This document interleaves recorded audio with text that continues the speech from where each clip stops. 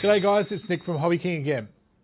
I was just setting this drifter up for another video we're doing, and I came across a problem that a lot of people come across all the time, in that my servo wires were too long.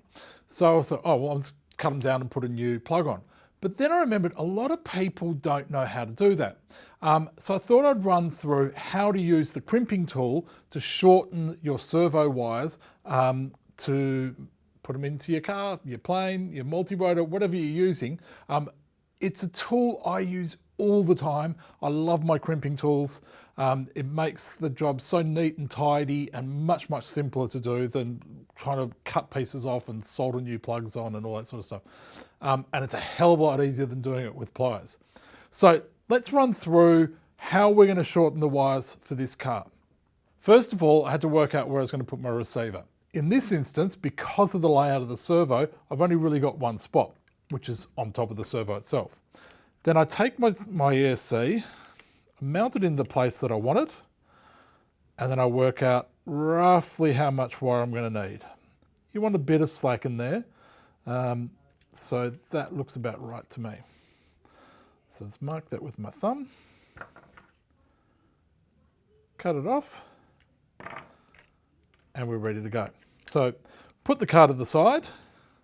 I've cut my servo wire, and that's basically the length of wire that I'm after. So first of all, just pull those apart. I like to pull them a fair way apart so it makes it easier to work with. If you're really particular, you wouldn't pull them back quite so far, but that's about right for me. Then I just pinch off the ends, to be honest. So you could use a wire stripper to do that job, but with this gauge wire, it's just as simple, especially with silicone wires or the softer wires. Now what we're going to do, I'll just show you without putting it into the crimper, is we're going to place that wire into this plug. The first piece here crimps down on the plastic, and the second piece, second little flange that comes up there, crimps down on the wire. Okay, so we're going to take our crimping tool, and this is the way I like to do it. I like to put it into the first slot here for this gauge wire. If the wire is slightly thicker, you might want to use the slightly wider slot, but I find with this gauge wire it works quite well. Put it into your slot, and then this has got a ratchet on it, so you just simply, and you knock it in slightly. So now I've got it set in here. I'm now going to place the wire inside. All right. So place it in there. Now what I usually do is I pull back and flick the crimper over to the other side and pull back so the wire is just level with that piece there, and then simply push down and it's done. So you can see here the wire section, shall I use that? The wire section has been crimped in here, and then the insulation is being crimped by the outer piece. And that's actually a pretty neat little crimp there. So we'll just do the other two. Okay, so that's all three done. Now, ideally, you will, if you take your time about it, you'll have all of these so that they're exactly the same orientation, so that this part is pointing upwards. The reason for that is when you slot them back into the plug, there's a little tag just there, and that is going to locate into here, which stops the plug from pulling back. So now all we have to do is simply slide the plug into there. That's not going to come back.